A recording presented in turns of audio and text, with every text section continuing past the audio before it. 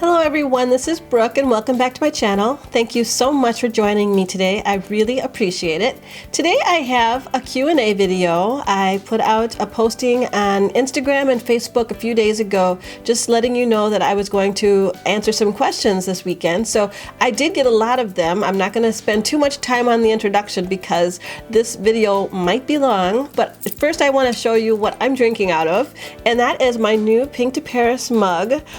This mug was first given to people that came to my Chicago meetup in October, and since then I have decided to put them on my website, pinktoparis.com. So if you are interested in a Pink to Paris mug with the wraparound logo, you can order those on my website. There's just a few more left, so if you're interested, you might want to act fast. But anyway, like I said, I got a lot of questions and I am very excited to answer them because I kind of peeked at them and some of them are really good and they're just from all over the place. So I'm really excited to get into this, and I'm gonna go to the questions that were on Instagram first. And the first one comes from Liz Lorenko 0, and she says, "Hi, do you have a criteria on how you rotate your bags? Also, do you have a specific bag for specific occasions? Thank you." Well, thank you for the question. And as far as the criteria for rotating my bags, no, I'm pretty lazy when it comes to rotating my bags. I'll get a bag and I'll get stuck into a rut with it. Not that it's a bad thing, but I just love the bag so much, and changing a bag is not the most exciting thing in the world for me to do. But I do tend to wear a bag probably a lot longer than I should, and I just get stuck in there. So I don't have a specific criteria for rotating bags. I do try to look at the weather, and if I see that it's going to be yucky for a few days, I'm going to wear something that doesn't have vachetta, like a damier, a Ben bag. And if it's something like if I'm going to be shopping, I like to wear a tote bag rather than a speedy. And when I travel, I definitely don't want a speedy because it's just so cumbersome with luggage and the hand carried bag. So that's basically my only criteria, is kind of like what's going on with the weather and what's going on with like traveling and stuff like that. I don't really pay attention too much to what I'm wearing. All my bags pretty much go with everything I have. And as far as specific bags for specific occasions, let's see, I have a clutch that I'll wear for super dressy events. It's my Sable clutch in black epi leather. And I have some pochette bags, the pochette accessories bags, that I'll wear for, times when I want to carry something, but not too much, like going to a festival or a concert or even out to a nice dinner. I don't want to carry a big bag, so I'll carry one of those. But other than that, I really don't have any specific criteria. I'm pretty easygoing when it comes to what I'm going to carry, and most likely the criteria I use is what was I carrying yesterday. That's most likely what I'm going to be carrying today. So I hope that answers your question. The next question comes from Evelyn Bradley, and she asks, "What is your job, hobbies, and favorite restaurant? By the way, I love your videos." Okay, well, thank you very much for your questions. My job, and I've said this before, so if you've seen me answer some of these questions before, please don't take offense to that. Some people are new to my channel and they're just now getting to know me, so I'm just going to answer questions that you might already know. But anyway, my job is I'm an HR director for a local nonprofit organization. I've been doing that for 5.5 years, and so I really do love my job, and that's what I do for a living. My hobbies, well, my favorite hobby is YouTube. I've been doing that for 5 years, and well, almost 5 years, and I really do enjoy it. It takes a lot of my time, but it gives me really good satisfaction and has let me to travel and meet a lot of great people along the way. So I do love that. Let's see, what else do I like to do? I like to shop. I like to shop for makeup and purses, and I like to not only just shop for them, but I like to research them and look out what's coming up new, what is the fad, what's the trend. I like to know what's going on in the makeup world, the handbag world, accessories, luxuries, things like that. So not only do I shop, but I spend my free time kind of investigating and getting to know what's going on in the worlds that I enjoy. And as far as, a favorite restaurant, if you would ask me yesterday, well, even still today, I have a hankering for Chinese food like you would not believe. And I love Chinese food. I don't have a particularly favorite restaurant right now because I will pretty much find something to eat anywhere. But if you give me a good hole-in-the-wall Chinese food restaurant right now, I would be extremely happy. Oh, the next question comes from the Luxury Hybrid. Hey girl, how you doing? We finally met face to face in Beverly Hills a few weeks ago for Wendy's birthday. And she is just a great person. Her channel is The Luxury Hybrid here on YouTube. Definitely check her out. She's into Louis Vuitton and lifestyle and everything like that.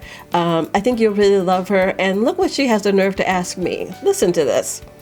Hey there, pretty in pink. I was wondering if you could tell us when and how you learned to twerk. And she puts hashtag anything goes. And hashtag anything goes. I put it out there. So yes, I do know how to twerk. And that fact was revealed after, I want to mention, that fact was revealed after, I don't know how many mimosas, how many glasses of champagne, and 1 glass of wine. They broke me down, you guys. They broke me down and it came out. And actually, they saw a little bit of it too, I think. And there might be footage. Oh no. But anyway, I don't know. I learned on accident, I guess. I got a really nice size behind and I love to dance and it just happened. Let's see. I watch and learn, I guess. I don't know. The kind of music I listen to lends itself to it very easily, and that's it. I'm not going to give a demonstration. No, not unless I get more mimosas, more champagne, and more wine. So that's not going to happen, but thanks for your question. Okay, the next question comes from Sam Pam 21, and she asks, does your husband ever complain about the money you spend on handbags? And she says, if mine knew, and then she says, wow. I hear you, girl. Brett, he doesn't complain. He wishes that I was the kind of person that only needed 1 purse and only 1 pair of shoes. That's what he wishes, but that's not what reality is, and that's not what is going to happen. And he knows that, and he knows that the kind of purses I like cost a lot of money. Fortunately, I don't buy them, every week or every month. I do kind of pace myself, and he's okay with that. And they do tend to come around for special occasions, unless it's just something that, I'm not going to see very often, and I think I should get my hands on it before it goes away. So does he complain? Not really, but he doesn't know how much the things cost either. So win-win, really,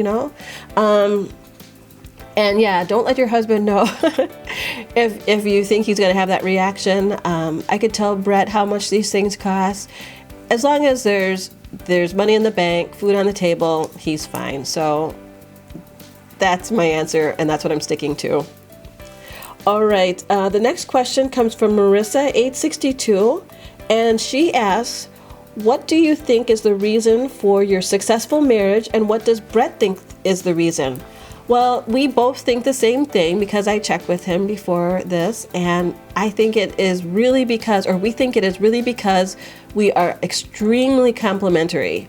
Where Brett is one way, I am the other, and it kind of balances out. So for instance, he's extremely introverted and I'm not. I'm extroverted. So when we get into social settings, I'll be the person that introduces us to other people, and then he's fine with coming along and following my lead. He's extremely cautious.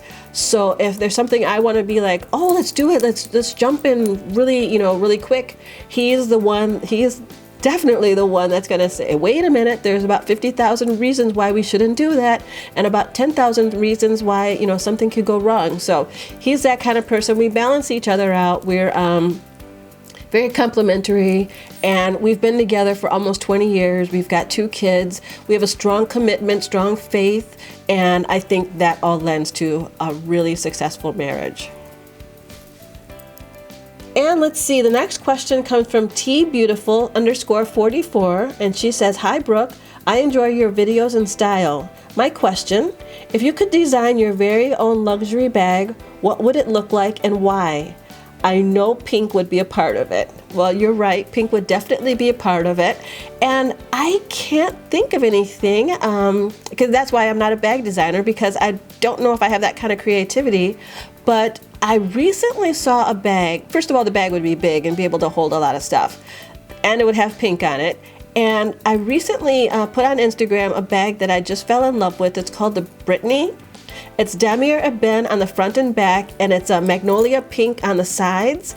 And it's a shoulder bag, so it's not a tote. It's more of a purse, and it's a nice size. It's beautiful. The only thing I would change about it is I don't like bags that have two handles, like a handle and a strap. That just kind of gets on me, but this has a handle that can be tucked in so you can't see it, and that is making me love it. So if I could design a bag, or if I could design a bag before I met the Brittany, it would probably look like the Brittany, because I've got a lot of totes and I've got a lot of like the pochette type bags. I would need something that's more of a purse that could be a little bit more dressier, but also throw over your shoulder and go in case of, you know, you're shopping, you want your hands free, things like that. And my bag would stay away from being totally crossbody. My bag, like I said, would stay away from having handheld straps and shoulder straps. And my bag would also, let's see, like I said, be big enough to put a lot of stuff in there, because I like to carry a lot of things. So thank you very much for that question. Now it's really making me want that bag even more. So the next question comes from Nurse NJ1, and she says, "First of all, I just love watching all of you ladies and supporting your channels." Oh, thank you. I used to have a channel myself, so I can appreciate the hard work. Yeah, it's not easy. But she says her question is, if you could change anything about social media, what would it be? Well, if I could change anything about social media, well, I would change two things. One, I would make it, well, I guess they go hand in hand. I would make it less scary. I love social media, but I hate the fact that I have to be cautious about what kind of information I put, what kind of pictures I put, what I do and where, because there might be some freakazoid out there that would get a hold of my information and track me down, stalk me, hurt me, whatever. So I really hate the fact that you have to be leery. Social media is fun, don't get me wrong, and I'm a big social media addict, but I hate the fact that you have to be leery of what's going on behind the scenes, because you never know who's really out there. And the other thing I would make about social media is, well, I'm experiencing a thing right now, some of you might know, is that there's somebody out there that has pretty much stolen my whole channel. They've gone through my YouTube videos and copied like 43 of them and created their own channel, and their whole channel is just my videos. And I think that's theft, really, because I put a lot of hard work into making those videos and coming up with the idea, filming them, editing them, uploading them, and then somebody else just goes behind me and is able to steal them and put them on their own channel and gain views. I don't know what the motive is behind that. But I really don't appreciate that, and it has me spending a lot of time trying to get the matter resolved, and I still don't have it resolved. So that's what I think about social media. I love it, but there's parts that need to change. The next question on Instagram comes from Beatty 2271, and she asks, what's your thought on the quality issue LV has been having? I don't think about that too much. I know there's other friends of mine that are on YouTube that talk about Louis Vuitton and the quality issues that they have with it.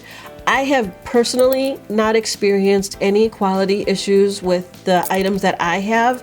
I don't know if that's just luck or what, but I'm also a bit, I'm a bit easygoing.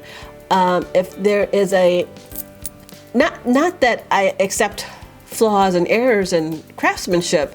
I spend a lot of money on bags, and I want them to be perfect, but I do realize that these things are, for the most part, handcrafted, and there's human error, and if it's wrong, you take it back, they fix it, they're excellent about that, and you get one that's right. So I don't really think much about the LV quality issue. Let me know what you think. And again, I've been collecting Louis Vuitton for, gosh, many years, 20 years, and it's been all pretty much the same. You know, you go up and down, and everything is pretty the same. So I don't think that they're going down now. I just think that there's a lot more people buying Louis Vuitton now and talking about it on YouTube, and we're just aware of more now than we used to be. So I don't know. Let me know what you think about that. But great question. Thank you so much. The next question comes from Miss Jasmine Hopkins, and she says, "Hello, Brooke. I'm pleased you're back to posting regularly. I am too. I missed you guys when I was away." And she says, "I noticed that you go to church on Sunday. I'm a Christian, just wondering if you were too."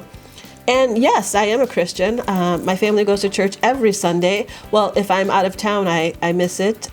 But the boys still go without me. It's a big part of our family. I'm going to church every Sunday. The kids go to Christian schools. I've been Christian all my life. I've been different denominations, but it's always been a part of my life. I don't bring it up on social media all the time because, you know, I respect that everybody has different views on religion, but I just know where I stand, and I stand firmly in Christianity. Okay, let's see. The next question comes from Lizzie Scarlett, and she says, "Hi, Brooke. I'd love to know what your first luxury purchase was and why. And thanks in advance, Lizzie." Thank you, Lizzie, for the question, and that's a really easy one for me. My very first purchase was a Louis Vuitton Speedy 25 when I was 19 years old, so that's very old now. I still have it, and it was the star of my very first YouTube video. I did a What's in My Bag featuring my Speedy 25, so if you're interested, scroll way back on my channel and find that, and you can see it featured. I love that bag. I still have it. I don't use it anymore because it's, you know, seeing its day, and it's got a little bit of wear on it. Oh, and why? I really did love the brand. I started falling in love with it in high school, and I grew up in Wisconsin. Well, I'm still in Wisconsin, and there are no Louis Vuittons here. So when I saw one, it was a long time before I saw another one. And I've always kept it in the back of my mind that someday I would want something like that. And then when I got the opportunity, when I moved to New York for college in 90, I got myself one. So that's why I got it. Thanks for your question. The next question comes from Sapphire Jim, and she says, "Your kids are adorable." Thank you. What do they want to be when they grow up? Great question. For those of you who don't know, I have two boys, Morgan and Mason. Morgan is 15 and he is a sophomore in high school, and Mason is just about to turn 13 and he's in 7th grade. I do know that Morgan wants to be an engineer. He's very, very good in school, very strong in math. And he's, you know, into the sciences, and he's in the engineering club and all that good stuff. So he wants to be an engineer. And then Mason, I just asked him before I started filming, and he says, "I don't know." And that's typical Mason. For the longest time, he did want to be a celebrity, movie star, singer, something. He wants to be in front of the camera somehow. But when I just asked him, now that he's grown up a little bit and out of that stage, he doesn't know what he wants to do. So we'll find out, and I'll let you know when I know. Okay, the next question comes from Becca G, and she says, "Hi, Brooke. What was your dream job growing up?" Oh, that's really nice how those flowed together. My dream job when I was growing up, when I was young, I wanted to be a doctor. Then when I grew out of that, I wanted to be a lawyer and a judge. And then in my high school years, I pretty much settled on wanting to be into international business because I loved languages and I loved business. And that's pretty much where I landed. I went to college for business, and I learned a couple languages along the way. I learned French and Spanish, and right now I'm in the human resources side of business, which is where I belong, because I am more of a people person, and I don't really get to use my languages where I'm working right now, but I do love the business side of things. The next question comes from Tam's Glam Fave 1. And I also met her when I was in Chicago at my meetup in October. And she says, "Hi Brooke, I've always wanted to ask you a question. Do you save for luxury items? If so, what are some of your saving methods?" And question number 2, within the past 2 years, I've been buying luxury items, but at times I feel like I'm being judged or feel misunderstood by my peers. It's not fair for me to feel this way about the items I work hard for to obtain them. What's your advice to overcome these feelings and thoughts? Okay, the first question about do I save? A little bit. I have like wiggle room in the budget every month, so if I go without a couple of months, then I know it's there. So I don't really like set aside like, here is the money I'm putting aside for this item. Here is the money I'm putting aside for that item. I don't really do that. It's a little bit too disciplined for me. What I do is just kind of like leave things open so that if something does strike me that I really, really do want, I know that there's wiggle room and then I'm able to do it. Your second question I get asked a lot, and that is basically, you work hard for your money and you want to spend it how you want to. You just so happen to like to buy luxury items, and you get misunderstood, or you feel like you're being judged from your peers that you have something that is so luxurious. First, I want to say that 9 times out of 10, they're not judging you. It's something that you're feeling uncomfortable about yourself, and that you are kind of projecting on them. That's what I kind of want to offer. Another thing I want to say is that if they really are judging you, don't pay them any attention. There is absolutely nothing wrong with having something that is luxurious. There's nothing wrong with having a bag that costs a certain amount of money. There's nothing wrong with having a fancy pair of shoes or anything like that. As long as you're able to meet your other needs and you are kind and generous with things that need to be kind and generous with, there is absolutely nothing wrong. So stop walking around thinking that people are judging you, and if they are, stop accepting it. Just let it roll off your back. I know it's a lot easier to say than to practice, but if you have any other questions about that, reach out to me on Instagram or private message me and we can talk about it more. But that's, in a nutshell, what I always tell people every time I get that question. Okay, the next question comes from Lux Lab Life, and she says, "Hi Brooke, you may not have mentioned this before, but I would like to know, out of your entire collection, what is your favorite bag and why?" Oh, I do get asked this question a lot. I don't mind answering it over and over because you know why? It changes every time I think about it. I think the last time I was asked this, the favorite bag I had was the Damier Ben Neverfull with the Rose Ballerine lining in the MM size, my Damier Ben Neverfull, because it's just so practical. And it is so, it's a workhorse. I can fit anything in it. I can take it anywhere. It goes with everything. And I don't have to worry about the weather. So what's not to love? But if you ask me today, which you are, my answer is going to be my Watercolor Speedy, size 30. I love it. It was my hardest to get bag, and the bag that I've had in the back of my mind for the longest that I wanted to get. And it's actually something I didn't even know they made the size 30. And when I found out, then it was a real hot pursuit to find one for myself that was in good condition. And I do have that bag now, and so I'm going to say that's my favorite one, my Watercolor Speedy. That is my favorite bag at the moment. The next question comes from Sweet Candies, and she says, "Hi Brooke, just want to ask if you know about how much it costs to change the patina leather of the pochette Matisse bag near the front lock." And I think you mean the Vachetta leather, that little strip of leather that comes in front of the lock on the pochette Matisse.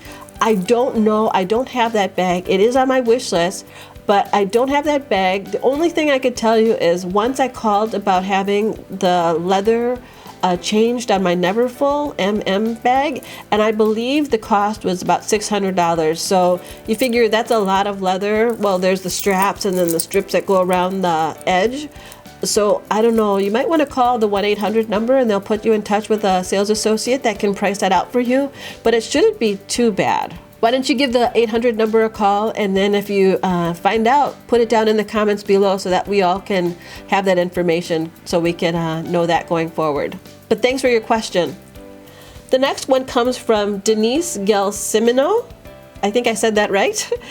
She says, you have such a peaceful presence. How do you stay so calm? Oh, thank you.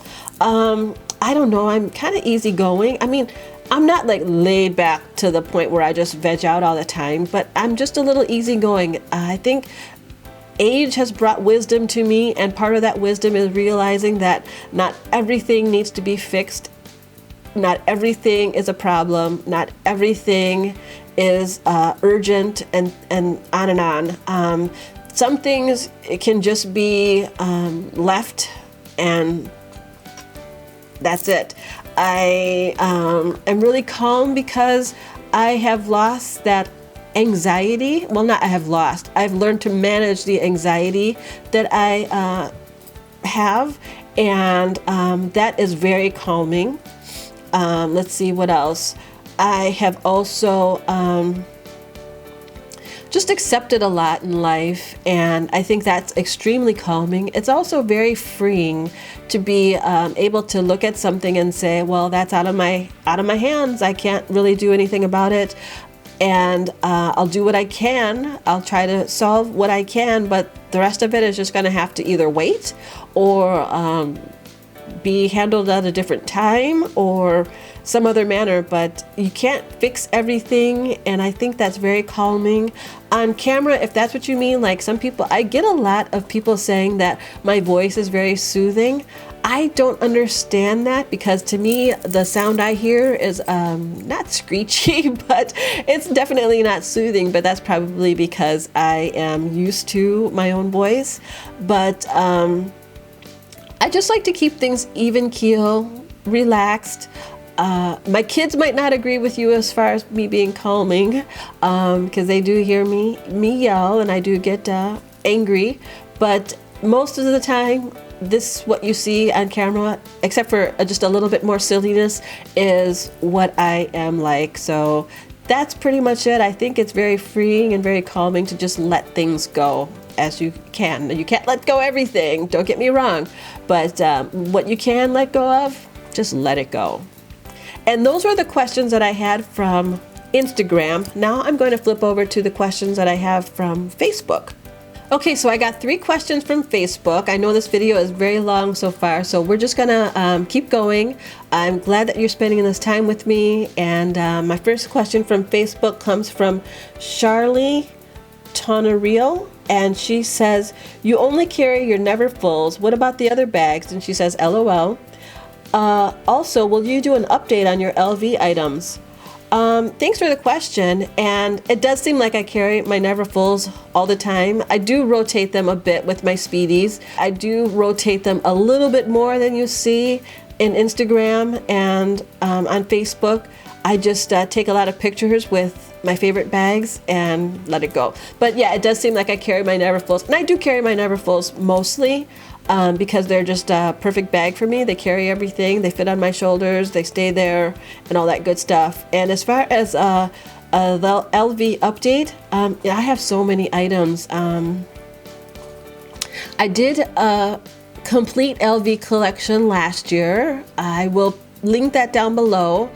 Right now I have over 75 items, so I'm not going to do a complete LV collection video. If you're ever interested in seeing what I have in my collection, I have a Pinterest board that's just called my LV collection, and all my items are in there. You can see what I have, but I'm thinking about doing it in sections, like my bag charm collection, my belt collection, my SLG collection, handbags, doing it in chunks. So throughout the year you'll see what I have, and all the unboxings that come for new stuff. So that's pretty what I'm thinking as far as an update.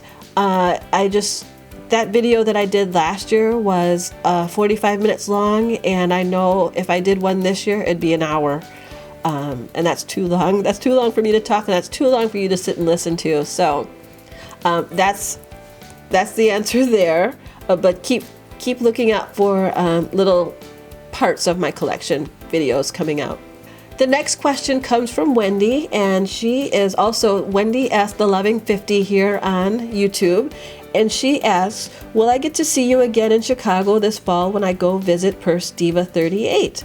XOXO. And of course you will, girl. I am putting it on my calendar. I think I've got every weekend in September and October blocked off so that when we pick a date, I will be there. I can't wait to see you again. And Chicago in October or even September is beautiful, so you will definitely enjoy your trip.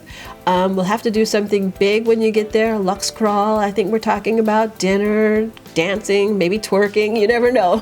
So yes, definitely you will see me, and I love you, girl. The next question comes from Sharia Noel Mitchell, and she says, how many of your LV items are pre-loved? Oh, that's a great question. I would say nearly, maybe half of my collection. I'd have to really look at it to not half, maybe a third of it is pre-loved for sure. So I hope that answers your question. And that was my last question from Facebook, but I just remembered I have one more question, and that's coming from the top of my head because this person asked me a question a long time ago and I almost forgot, but I'm definitely going to include it here because I love the question and I love the person. Her name is Anna, and she asked me this on Snapchat weeks ago. She wanted to know in my next Q&A, how did Brett propose to me? So being that it's almost Valentine's Day, I thought I would go ahead and share this story with you really quickly because I know this video has been extremely long.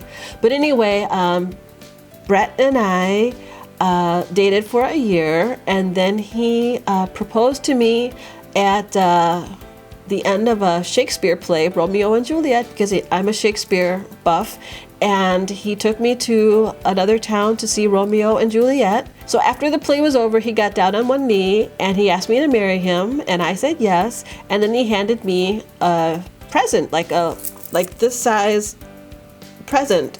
And I'm thinking, that's not a ring box. Well, what he had done was he found a vintage book of Shakespeare's like love sonnets, and he carved out a hole in the pages and he tied my engagement ring in the inside of the hole. So when I opened the book, my engagement ring was right there. It was funny because when I first saw the book, I was like, oh, I saw the cover and I'm like, oh yeah, this is a great book about Shakespeare. And then I opened it and I was like, why is there a hole in my book? What am I gonna do with this book now? And I was like, that's kind of strange. Why did somebody give a book with a hole in it? It took me a little while to realize that there was a diamond in the hole. And when I saw that, the book went flying and I jumped up, put the ring on, and loved, kisses and all that good stuff. So that's how he proposed. And that's it. So anyway, thank you so much for that question, Anna. I really do appreciate you asking that. I appreciate all of you for asking all of these questions, and I hope that you were able to sit through this video and join me with the little tea and get to know me session. I'm interested in knowing you too, so please feel free to put down in the comments something about yourself that I could get to know you by, and that would be great. So this could be a back and forth thing.